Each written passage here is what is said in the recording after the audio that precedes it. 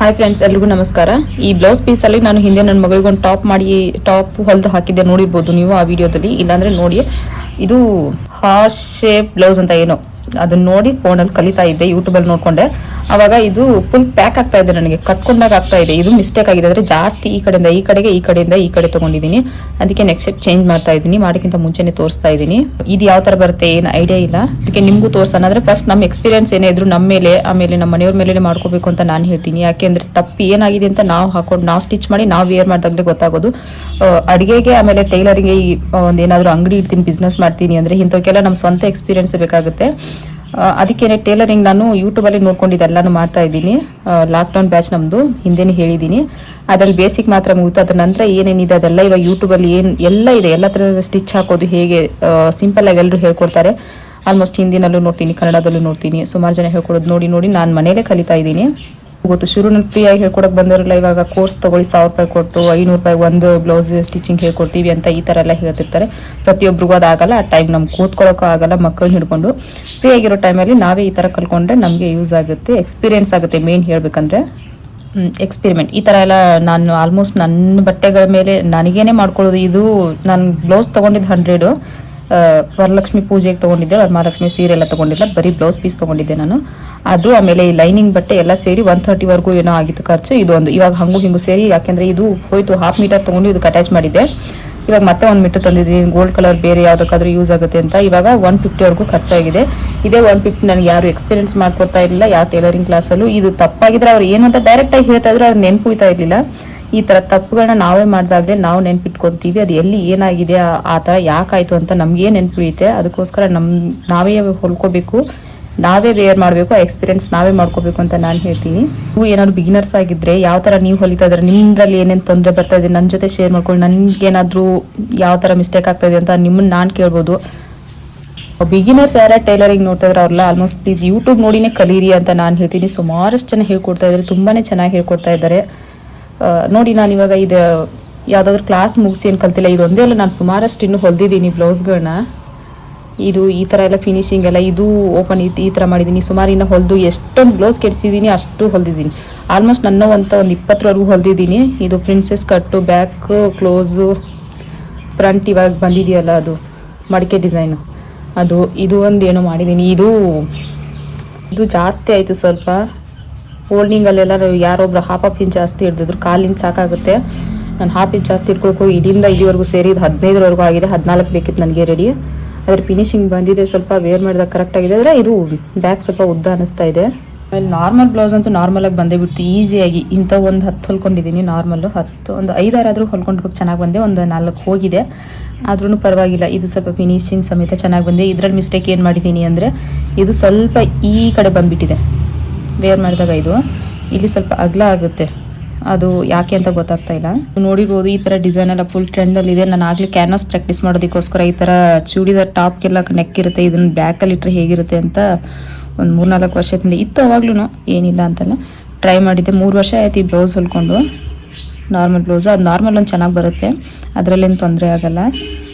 ಇದಕ್ಕೆ ಕೈಯೊಲಿಗೆ ಹಾಕಿರಲಿಲ್ಲ, ಇವಾಗ ಕೈಯೊಲಿಗೆ ಹಾಕಬೇಕು. ಒಂದು ಸರಿ ವೇರ್ ಮಾಡಿದ್ದೀನಿ ಅಷ್ಟೇ ಇದುವರೆಗೂ 3 ವರ್ಷದಲ್ಲಿ. ಇದೊಂದು ಸರಿ ನೋಡಬೇಕು. ಅಂದರೆ ಇಲ್ಲಿ ಯಾಕೆ ಜಾಸ್ತಿ ಬರ್ತಾ ಇದೆ ಅಂತಂದರೆ, ನಾನು ಇದು ಶೋಲ್ಡ್ರನ್ನ ಸ್ವಲ್ಪ ಕಡಿಮೆ ಮಾಡ್ಕೊಂಡ್ಬಿಟ್ಟಿದ್ದೀನಿ. ಇದನ್ನು ಕಡಿಮೆ ಮಾಡಿರೋದಕ್ಕೆ ಇದು ಈ ಕಡೆ ಹೋಯಿತು, ಇದು ಈ ಕಡೆ ಬಂದಿದ್ದಕ್ಕೆ ಇದು ಈ ಕಡೆ ಆಯಿತು. ಅದರಿಂದ ಕಟ್ ಮಾಡೋದುವಾಗ ಕೂಡ ಇದು ಇಲ್ಲಿಂದ ಬಂದು ಈ ಥರ ತೊಗೋಬೇಕಿತ್ತು. ಅದರಲ್ಲಿ ಬೇರೆ ಬಟ್ಟೆ ಇದು ಈ ಥರ ಇರ್ತಲ್ಲ, ಜರ್ಕೊಂಡು ಹೋಗುತ್ತೆ. ಆದರೂ ಅಷ್ಟೇನು ಕಾಣಿಸಲ್ಲ, ಒಂದು 1/4 ಇಂಚ್ ಅಷ್ಟೇ ಕೆಳಗಡೆ ಬಂದಿದೆ ಅಷ್ಟೇ ಫ್ರೆಂಡ್ಸ್. ಇದು ಈ ಥರ ಎಲ್ಲ ನಾವೇ ಮಾಡ್ಕೊಂಡಾಗಲೇ ನಮಗೆ ಅನುಭವ ಆಗೋದು. ಫಸ್ಟ್ ನಮಗೆ ನಾವು ಹೊಲ್ಕೋಬೇಕು. ಏನಿಲ್ಲ, ಅಲ್ಲಿ 500,000 ಕೊಡೋ ಬದಲು ಅವ್ರ ಹತ್ರ ಅದು ಮಾಡ್ಕೊಳ್ಳಿ. ಬಿಗಿನರ್ಸ್ ಇರೋವಾಗ್ಲೇ ಈ ಥರದ್ದೆಲ್ಲ ಮನೇಲೇ ಮಾಡ್ಕೊಂಡ್ರೆ ಅವ್ರ ಹತ್ರ ಡೈರೆಕ್ಟಾಗಿ ಆಮೇಲೆ ಬೇಕಾದರೆ ಅದು ಇರುತ್ತೆ ಅವ್ರ ಹತ್ರ ಫಾರ್ಮುಲಾಗಳೆಲ್ಲ. ಆವಾಗ ಬೇಕಾದರೆ ಕಲಿಯೋಕ್ಕೆ ಹೋದರೆ ಈಸಿಯಾಗಿ ನಮಗೂ ಅರ್ಥ ಆಗುತ್ತೆ. ಇಷ್ಟೇ. ನನ್ನ 30 ಸೈಜ್ ಬ್ಲೌಸು ಒಂದರಲ್ಲಿ 2 ಆಗುತ್ತೆ. 1 ಮೀಟ್ರ್ ಬ್ಲೌಸ್ ತೊಗೊಂಡ್ರೆ ಇದು ಹಾಫ್ದು. ನಮ್ಮ ತಂಗಿಗೂ ನನಗೂ ಮಾಡ್ಕೊತೀನಿ. ನಾನು ಏನಾದ್ರು ಈ ಥರ ಆದರೆ 1 ಮೀಟ್ರ್ ಬ್ಲೌಸಲ್ಲೇ ಈ ಥರ ಸ್ಲೀವ್ಸ್ ಅವಾಗ ಮಾಡ್ತಾಯಿದ್ದೆ. ಇವಾಗೆಲ್ಲ ಈ ಥರ ಎಲ್ಬೋ ಸ್ಲೀವ್ಸ್ ಬಂದಿದೆಯಲ್ಲ, ಎಲ್ಬೋ ಸ್ಲೀವ್ಸೇ ಮಾಡ್ಕೊತಾ ಇದ್ದೀನಿ. ಇವಾಗೆಲ್ಲ ಬಟ್ಟೆ ಜಾಸ್ತಿ ಏನು ಬೇಕಲ್ಲ. ನನ್ನ ಮಗಳಿಗೆ ಟಾಪ್ ಆಗ್ತಾ ಇದೆ ಅಷ್ಟೇ. ಈ ಬ್ಲೌಸಲ್ಲಿ ನನ್ನ ಮಗಳಿಗೆ ಟಾಪ್ ಆಗಿದೆ. ಇವಾಗ ಇದನ್ನು ಶೇಪ್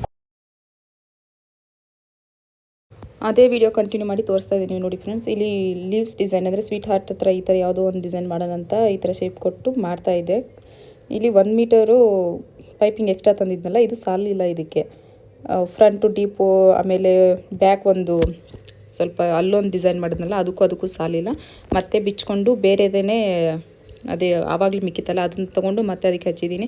ಎಷ್ಟೇ ಕಷ್ಟಪಟ್ಟು ಫಿನಿಶಿಂಗ್ ಕೊಟ್ಟರು ಇದಕ್ಕೆ ಸ್ವಲ್ಪ ಒಳಗಡೆ ಚುಚ್ಕೊಂಡಂಗೆ ಆಗ್ತಾಯಿತ್ತು. ಇದು ಜರಿ ವರ್ಕ್ ಯೂಸ್ ಮಾಡಿದಾರಲ್ಲ ಇದು, ಆಮೇಲೆ ಅಲ್ಲಿ ಮೇಲ್ಗಡೆ ಪಿಂಕ್ ಸ್ಟೋನ್ ಅದು ಯೂಸ್ ಮಾಡಿದಾರಲ್ಲ ಅದೆಲ್ಲ ಅಲ್ಲಲ್ಲೇ ಕಟ್ಕೊಡ್ತಾ ಇತ್ತು. ಇದಕ್ಕೆ ಓವರ್ಲಾಕ್ ಇಲ್ಲ ಅಂದರೆ ಯೂಸ್ ಆಗಲ್ಲ ಫ್ರೆಂಡ್ಸ್. ಈ ಥರ ಬ್ಲೌಸ್ಗಳು ಓವರ್ಲಾಕ್ ಬೇಕೇ ಬೇಕು. ಕಲಿಯೋವಾಗ ಅಂತ ಹೊಲ್ಕೊಂಡಿದ್ದೆ, ಫಿನಿಶಿಂಗ್ ಚೆನ್ನಾಗಿ ಬಂದಿದೆ ಅಂತ ಇಷ್ಟಪಟ್ಟೇನೋ ಇಟ್ಕೋಬೋದಿತ್ತು. ಆದರೆ ನನಗೆ ಕಂಫರ್ಟೇಬಲ್ ಇಲ್ಲ ಅಂದರೆ ಈ ಥರದ ಬ್ಲೌಸ್ಗಳೆಲ್ಲ ಇಷ್ಟನೇ ಆಗಲ್ಲ.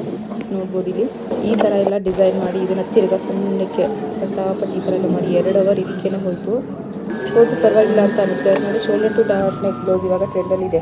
ಕಲ್ತಂಗೆ ಆಯಿತು ಅಂತ ಏನೋ ಹೊಲಿದೆ, ಆದರೆ ಇದನ್ನು ಹೊಲಿಯೋರಿಗೆ ಏನು ಕಷ್ಟ ಆಯಿತು ಅಷ್ಟೆಲ್ಲ ನೆನಪಿದೆ. ನಾನು ನನ್ನ ಮೇಲೆ ಟ್ರೈಲ್ ಮಾಡ್ಕೊಂಡಿರೋದಕ್ಕೆ ಅದು ಚೆನ್ನಾಗಿ ನೆನಪಿದೆ. ಇವಾಗ ಬೇರೆಯವ್ರಿಗೆ ಯಾರು ಹೊಲ್ಕೊಡ್ತಾ ಇದೆ ಅಂದರೆ ಅವ್ರು ಏನೇನೋ ಅವ್ರಿಗೆ ಹೇಳ್ತಾ ಇರೋ ಅವ್ರಿಗೆ ಏನೇನು ಆಗ್ತಾಯಿದೆ ಅಂತ ಅಲ್ಲಿಗೆ ಬಿಟ್ಬಿಡ್ತಾ ಇದೆ. ಇದನ್ನು ನಾನೇ ಹಾಕ್ತಾ ಇದ್ರದ್ದು ಏನೇನು ಪ್ರಾಬ್ಲಮ್ ಇದೆ ಅಂತ ಇವಾಗೆಲ್ಲ ನನಗೆ ಗೊತ್ತಾಗಿದೆ.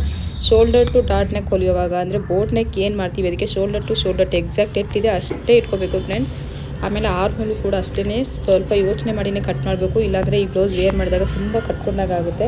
ಅದನ್ನ ಆಲ್ರೆಡಿ ಒಂದು ಹೊಲಿದಿದ್ದೆ ನೋಡ್ಬೋದು ನೀವು, ರೆಡ್ ಕಲರ್. ಅದರ ಸ್ವಲ್ಪ ಪ್ರಾಬ್ಲಮ್ ಮಾಡಿದ್ದೆ ಶೋಲ್ಡರ್ ಟು ಶೋಲ್ಡರ್ ಸರಿಯಾಗಿ ಅಳತೆ ತೊಗೊಳ್ದಿರೋದಕ್ಕೆ. ಇದರಲ್ಲಿ ಶೋಲ್ಡರು ಆಮೇಲೆ ಸ್ಲೀವ್ಸ್ ಎಲ್ಲ ಅಳತೆ ಚೆನ್ನಾಗಿ ತೊಗೊಂಡಿದ್ದೆ. ಆದರೆ ಪ್ರಿನ್ಸಸ್ಸಲ್ಲಿ ಇಲ್ಲಿ ಮುಂದ್ಗಡೆ ಏನು ಡಾಟ್ ಬಂದಿದೆಯಲ್ಲ ಇದರಲ್ಲಿ ಸ್ವಲ್ಪ ಪ್ರಾಬ್ಲಮ್ ಆಯಿತು. ಕೆಳಗಡೆ ಜಾಸ್ತಿ ನಿಂತದು, ಅಲ್ಲೇನು ಹೆಚ್ಚು ಕಡಿಮೆ ಆಗಿ ಸ್ವಲ್ಪ ಮೇಲ್ಗಡೆ ಹೋಯಿತು. ಮುಂದ್ಗಡೆ ಸ್ವಲ್ಪ ಮೇಲ್ಗಡೆ ಬಂತು, ಆದರೂ ಪರವಾಗಿಲ್ಲ. ಅಳತೆ ಜಾಸ್ತಿ ಇಟ್ಟಿದ್ನಲ್ಲ, ಒಂದು 1/4 ಇಂಚ್ ಹೆಚ್ಚು ಕಡಿಮೆ ಆದರೆ ಪರವಾಗಿಲ್ಲ. ಇದಕ್ಕೆ ಓವರ್ಲಾಕ್ ಇಲ್ಲದಕ್ಕೆ ಕಂಫರ್ಟೇಬಲ್ ಸರಿಯಾಗಿ ಆಗ್ತಾ ಇರಲಿಲ್ಲ ಅಷ್ಟೇ. ಬಿಟ್ಟರೆ ಇದನ್ನು ಫೈನಲಾಗಿ ಒಂದು ಫಿನಿಶಿಂಗ್ ತಂದಿದ್ದೀನಿ. ವೇರ್ ಮಾಡಿದಾಗ ಇವಾಗ ಸ್ವಲ್ಪ ಪರವಾಗಿಲ್ಲ ಅನ್ನೋ ಥರ ಆಗಿದೆ. ಆದರೆ ನಾನು ಡೀಪ್ ಇನ್ನೂ ಸ್ವಲ್ಪ ಇಟ್ಕೋಬೋದಿತ್ತು ಅಂತ ನನಗೆ ಅನ್ನಿಸ್ತಾ ಇತ್ತು. ಸೈಜ್ ಕಡಿಮೆ ಸುಮ್ಮನೆ ಓಪನ್ ಆದರೆ ಚೆನ್ನಾಗಿರಲ್ಲ ಅಂತ ನಾನು ಸ್ವಲ್ಪ ಓಪನ್ ಇಟ್ಟು ಹಿಂದ್ಗಡೆ ಇನ್ನೂ ಸ್ವಲ್ಪ ಓಪನ್ ಇಟ್ಕೋಬೋದಿತ್ತು ಬೇರೆ ಡಿಸೈನಲ್ಲಿ. ನಾನು ಡಿಸೈನ್ ಮಾಡೋಕ್ಕೆ ಬರುತ್ತೋ ಇಲ್ಲವೋ ಅಂತ ಡೌಟಲ್ಲಿ ರೌಂಡಾಗಿ ಇಟ್ಕೊಂಡೆ. ಸ್ವಲ್ಪ ಪರವಾಗಿಲ್ಲ ಅನ್ನೋ ಥರನೇ ಬಂತು. ಅಂದರೆ ಇದಕ್ಕೆ ನಾನು ಟೋಟಲ್ 170 ರೂಪೀಸ್ ಖರ್ಚು ಮಾಡಲ್ಲ ಫ್ರೆಂಡ್ಸ್. ಇವಾಗ ಇಷ್ಟೇ ಸಾಕು, ಒಂದು ಎಕ್ಸ್ಪೀರಿಯೆನ್ಸ್ ಆಗೋಯ್ತು. ಇದನ್ನು ಎಲ್ಲಿ ಏನು ಮಿಸ್ಟೇಕ್ ಆಗಿದೆ, ನಮ್ದು ಏನೇನು ತಪ್ಪಿದೆ ಅಂತ ನಮಗೆ ಗೊತ್ತಾಯ್ತು. ಇವಾಗ ಇದನ್ನು ಕಲಿಯೋಕೆ ಆಚೆ ಹೋಗ್ತೀನಿ ಅಂದರೆ ಫ್ರೀಯಾಗಿ ಕಲ್ಸಕ್ಕೆ ಬಂದವರೆಲ್ಲ ಇವಾಗ ಒಂದೊಂದು ಬ್ಲೌಸ್ಗಿನ 350 500 ಈ ಥರ ಎಲ್ಲ ಇಟ್ಟಿದ್ದಾರೆ. ನೋಡ್ಬೋದು ಇಲ್ಲಿ ಸುಮಾರಷ್ಟು ಬ್ಲೌಸ್ಗಳನ್ನ ನನ್ನ ಮೇಲೆ ನಾನೇ ಪ್ರಯೋಗ ಮಾಡಿಕೊಂಡು ಹೊಲಿದಿದ್ದೀನಿ. ನೀವು ಇದನ್ನೇ ಫಸ್ಟ್ ಮನೇಲಿ ಟ್ರೈ ಮಾಡ್ಕೊಳ್ಳಿ ಅಂತ ಹೇಳ್ತಾ ವಿಡಿಯೋ ಮುಗಿಸ್ತಾ ಇದ್ದೀನಿ. ಇನ್ನೂ ಹೇಳೋದು ಜಾಸ್ತಿ ಇತ್ತು.